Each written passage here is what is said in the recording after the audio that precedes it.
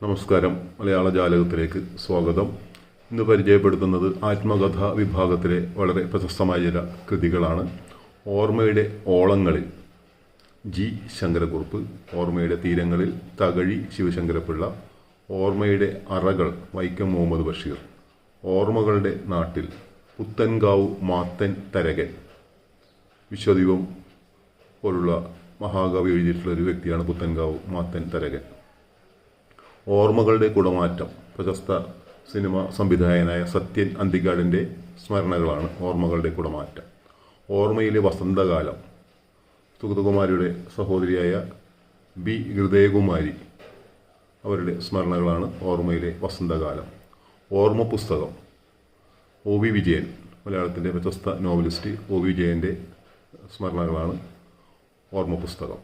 ഓർമ്മയുടെ ഓളങ്ങളിൽ ജി ശങ്കരക്കുറുപ്പ്, ഓർമ്മയുടെ തീരങ്ങളിൽ തകഴി, ഓർമ്മയുടെ അറകൾ ബഷീർ, ഓർമ്മകളുടെ നാട്ടിൽ പുത്തൻകാവ് മാത്തൻ തരകൻ, ഓർമ്മകളുടെ കുടമാറ്റം സത്യനന്തിക്കാട്, ഓർമ്മയിലെ വസന്തകാലം ബി ഹൃദയകുമാരി, ഓർമ്മ പുസ്തകം ഒ വി വിജയൻ. നന്ദി.